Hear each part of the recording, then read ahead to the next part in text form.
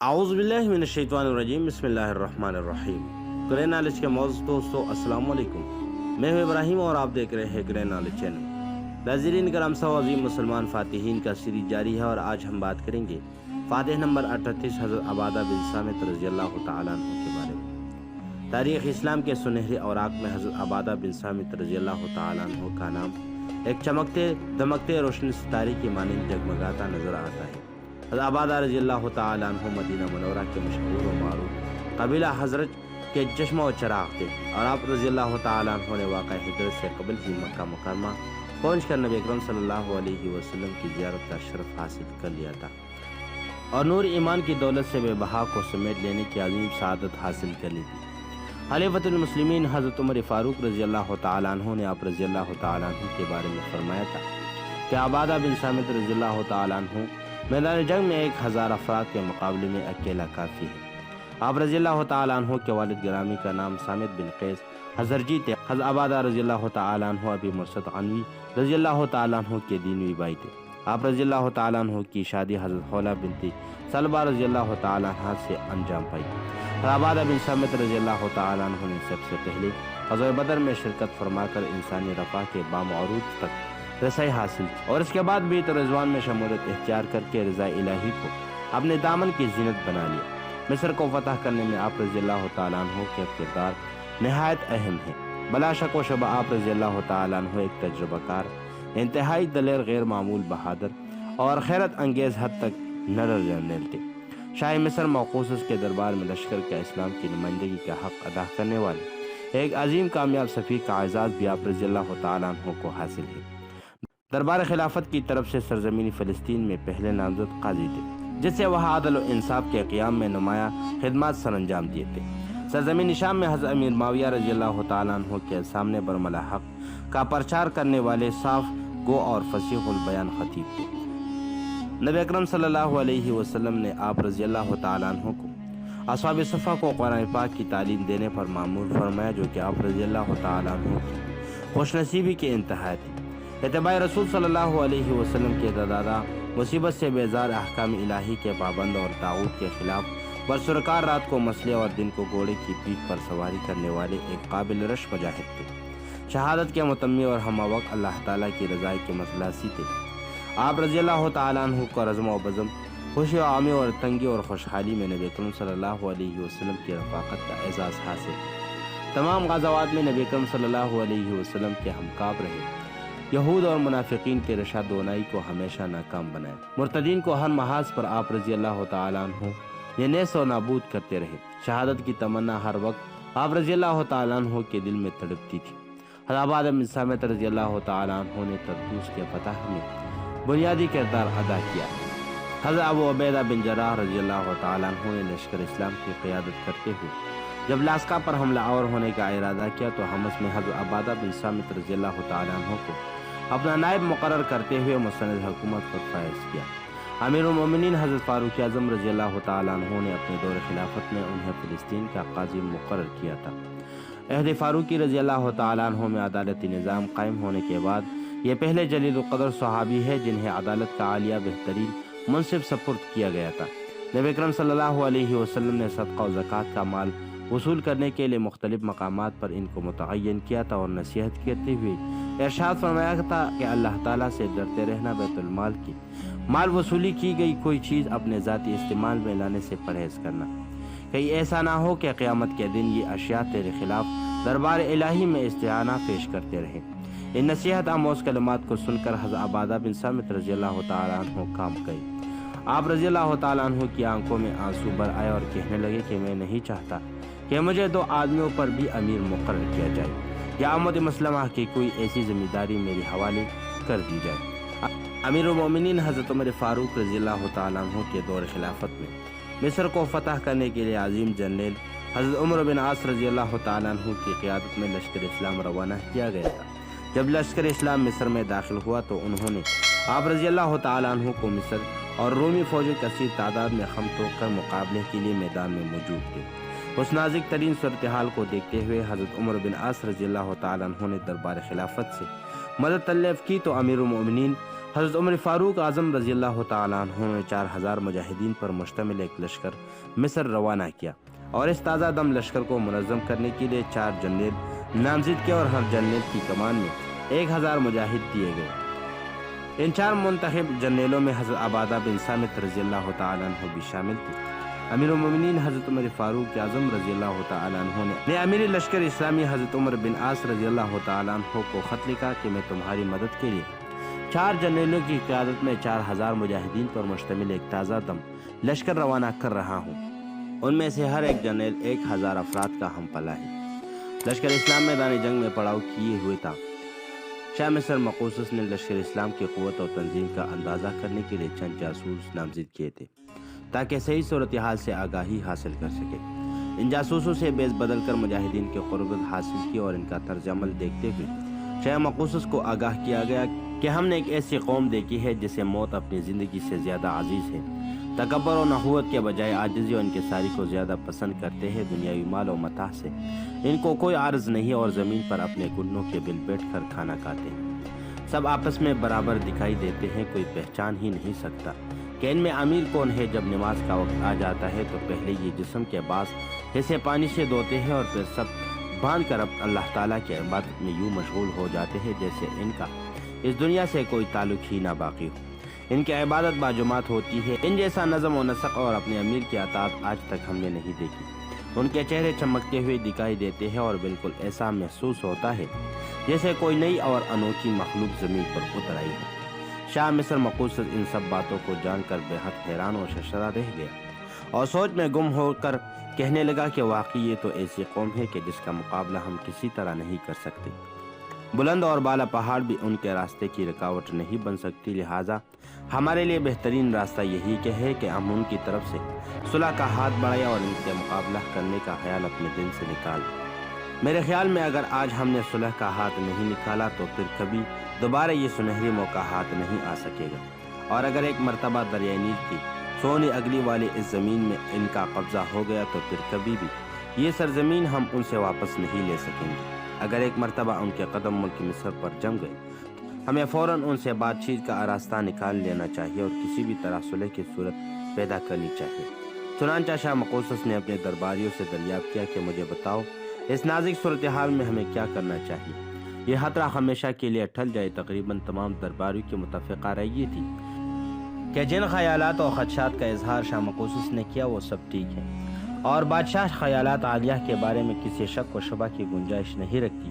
پھر درباریوں نے باہم فیصلہ کیا کہ شاہ مصر مقوسس کا ہر حکم سر آنکھوں پر رکھا جائے گا۔ آپ جو فیصلہ صادر کریں گے وہ پتھر پر لکیر ہے، رعایا کا کوئی فرد بھی اس کے حکم سے انحراف نہیں کرے گا۔ چنانچہ شاہ مصر مقوسس نے فیصلہ کیا کہ وہ لشکر اسلامی کے نمائندے وفد سے ملاقات کریں گے۔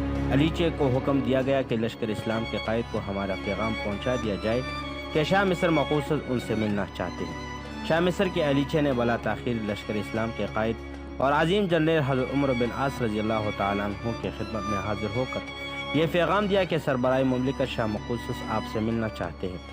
امید ہے کہ آپ تشریف لے جا کر مجھے شکریہ کا موقع دیں گے۔ لشکر اسلام کے قائد حضرت عمر بن عاص رضی اللہ تعالیٰ عنہ نے مسلمانوں کا ایک نمائندہ وفد تشکیل دے رکھا تھا اور اس کا امیر حضرت عبادہ بن صامت رضی اللہ تعالیٰ عنہ کو مقرر کیا اور سرکاری علیچے کے ساتھ شاہ مصر مقوسس سے ملاقات کے لیے روانہ کر دیا گیا اور خاص طور پر یہ ہدایت فرما دی گئی کہ گفتگو صرف امیر وفد کریں گے اور باقی سب خاموشی سے سنیں گے اور وہاں ہر معاملے میں اپنے امیر حضرت عبادہ بن صامت رضی اللہ تعالیٰ عنہ کی اطاعت کریں گے۔ مسلمانوں کا وفد جب شاہ مصر کے دربار میں داخل ہوا تو حضرت عبادہ بن صامت رضی اللہ تعالیٰ عنہ اپنے وفد کے اراکین کے آگے آگے نہایت باوقار انداز میں شاہ مصر کی طرف بڑھے۔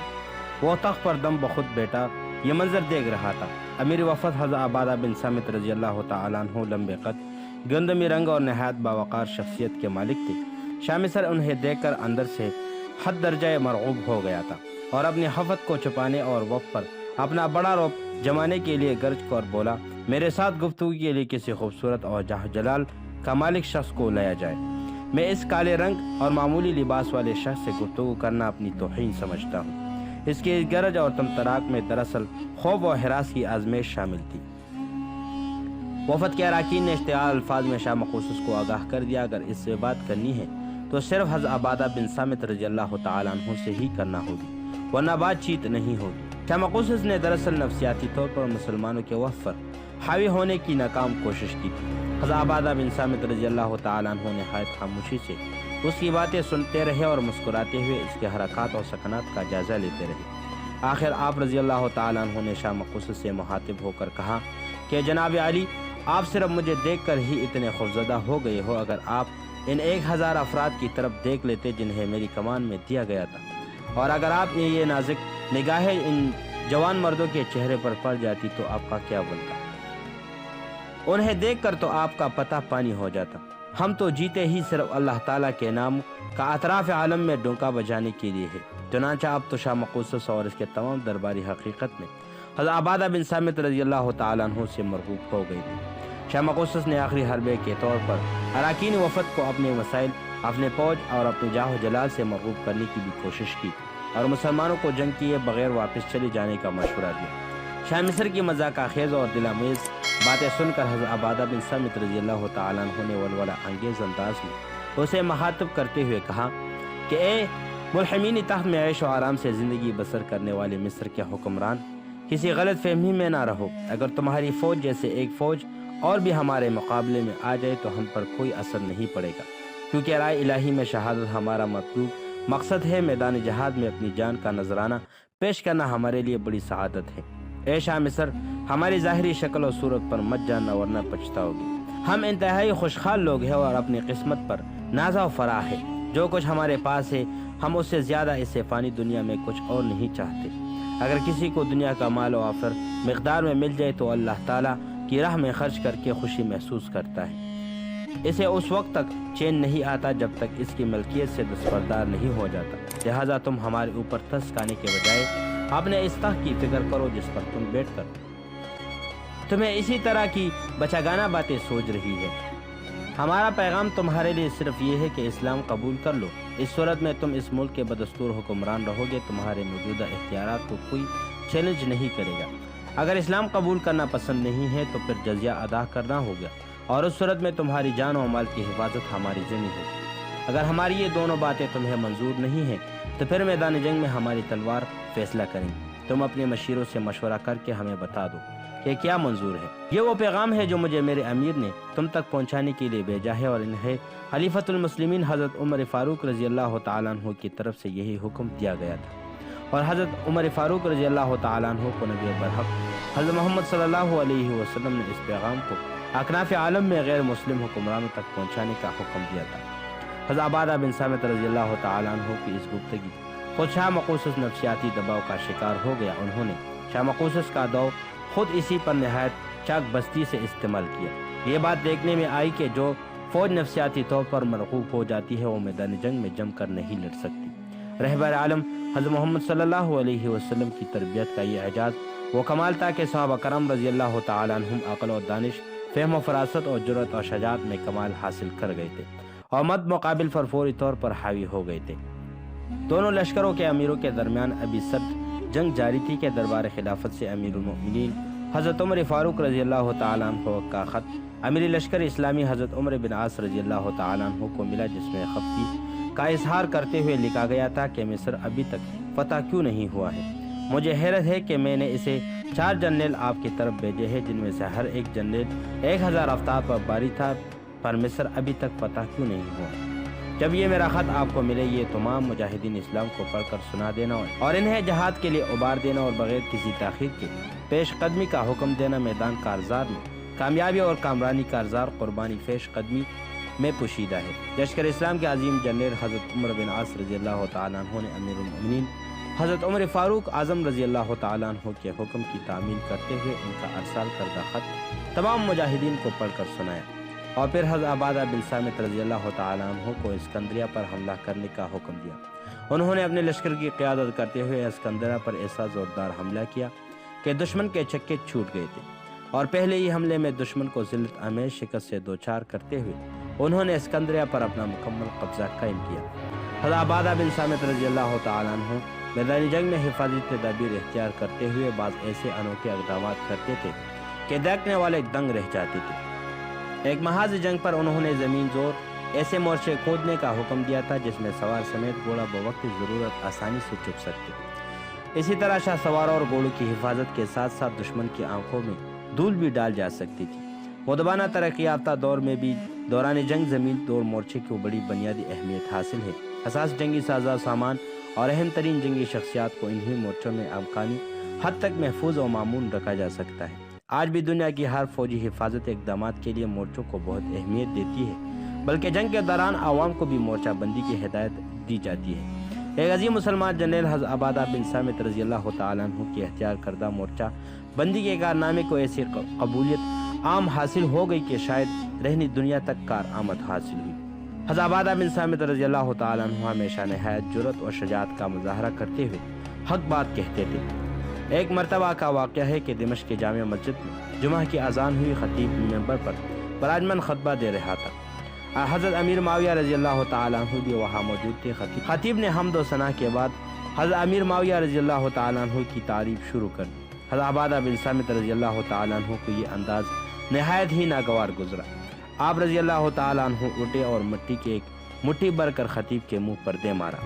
حضرت امیر معاویہ رضی اللہ تعالیٰ عنہ نے اس طرز عمل پر خفگی کا اظہار کیا اور فرمایا، آپ نے برملا کہا کہ اے امیر معاویہ، کیا آپ اس وقت تک ہمارے ساتھ نہ تھے جب ہم نے خیر الورا نور الخدا پیارے نبی حضرت محمد صلی اللہ علیہ وسلم کے دست مبارک پر بیعت کی تھی، اور ہم نے یہ بھی عہد و پیمان کیا تھا کہ ہم ہر حالت میں حق کا پرچار کریں گے اور رحمت عالم صلی اللہ علیہ وسلم کی ہر بات پر عمل کریں گے۔ حضرت امیر معاویہ رضی اللہ تعالیٰ عنہ نے کہا کہ کیوں نہیں؟ حضرت عبادہ بن صامت رضی اللہ تعالیٰ عنہ نے کہا، کیا آپ صلی اللہ علیہ وسلم نے یہ ارشاد نہیں فرمایا تھا کہ جب تم کسی کو منہ پر تعریف کرتے ہوئے دیکھو تو اس کے منہ پر مٹی دے مارو؟ یہ حدیث رسول اللہ صلی اللہ علیہ وسلم سن کر حضرت امیر معاویہ رضی اللہ تعالیٰ عنہ خاموش ہو گئے۔ ایک مرتبہ حضرت امیر معاویہ رضی اللہ تعالیٰ عنہ نے برہم ہو کر آپ رضی اللہ تعالیٰ عنہ کو دمشق سے نکال دیا تھا اور آپ مدینہ چلے آئے۔ حضرت فاروق اعظم رضی اللہ تعالیٰ عنہ کے دریافت کرنے پر آپ رضی اللہ تعالیٰ عنہ نے انہیں حضرت امیر معاویہ رضی اللہ تعالیٰ عنہ کے رویے سے آگاہ کیا، جسے سن کر حضرت فاروق اعظم رضی اللہ تعالیٰ عنہ بہت افسردہ ہوئی۔ انہوں نے حضرت عبادہ بن صامت رضی اللہ تعالیٰ عنہ کو واپس دمشق بھیج دیا اور حضرت امیر معاویہ رضی اللہ تعالیٰ عنہ کے نام فرمان جاری کیا کہ آئندہ آپ کا کوئی حکم حضرت عبادہ بن صامت رضی اللہ تعالیٰ عنہ پر لاگو نہیں ہوگا۔ حضرت عثمان رضی اللہ تعالیٰ عنہ کے دور خلافت میں حضرت امیر معاویہ رضی اللہ تعالیٰ عنہ نے انہیں لکھا کہ حضرت عبادہ بن صامت رضی اللہ تعالیٰ عنہ نے میرے لیے مشکلات پیدا کر رکھی ہے، لہٰذا انہیں واپس بلا لیا جائے۔ چنانچہ صورتحال کا جائزہ لیتے ہوئے امیر المومنین نے حضرت عبادہ بن صامت رضی اللہ تعالیٰ عنہ کو واپس بلوا لیا۔ حضرت عبادہ بن صامت رضی اللہ تعالیٰ عنہ جلالی طبیعت کے باوجود درمن مشفق، حساس اور زیرک انسان تھے۔ ایک مرتبہ آپ رضی اللہ تعالیٰ عنہ ایک ویران بستی میں نہر کے کنارے جا رہے تھے تو اپنے خادم سے کہا کہ جاؤ درخت سے مسواک کاٹ کے لاؤ۔ وہ حکم کی تعمیل میں مسواک کاٹتے جانے لگا تو آپ رضی اللہ تعالیٰ عنہ نے روک لیا کہ درخت سرسبز ہے، اس کی سرسبز ٹہنی کی کوئی قیمت نہیں، خشک ہو یہ زیادہ قیمتی ہو جائے گی، لہٰذا ہمیں نقصان نہیں کرنا چاہیے۔ آپ رضی اللہ تعالیٰ عنہ تن و من، دراز قدم اور باروب شخصیت کے مالک تھے۔ 34 ہجری کو 72 سال کی عمر میں آپ رضی اللہ تعالیٰ عنہ نے رملہ بستی میں وفات پائی اور آپ رضی اللہ تعالیٰ عنہ کو دمشق میں دفن کیا گیا۔ تاریخ میں آپ رضی اللہ تعالیٰ عنہ ایک عظیم فاتح کی حیثیت سے ہمیشہ زندہ رہیں گے۔ تو اس دعا کے ساتھ کہ اللہ تعالیٰ ان کی قبروں پر لاکھوں اور کروڑوں رحمتیں نازل فرمائے، ہمارے آج کی بہترین ویڈیو کا یہاں پر اختتام ہوتا ہے۔ مزید اس طرح کی دلچسپ ویڈیو کے لیے اور اسلامک انفارمیشن کے لیے ہمارا یوٹیوب چینل سبسکرائب کیجیے اور بیل آئیکن کو دبانا مت بھولیے تاکہ تمام نئی ویڈیو کی اپڈیٹ آپ کو بر وقت ملتی رہے۔ تو ملتے ہیں اگلی ویڈیو میں، اس وقت تک کے لیے اپنے اور اپنے گردن والوں کا بہت سا خیال رکھیے۔ السلام علیکم۔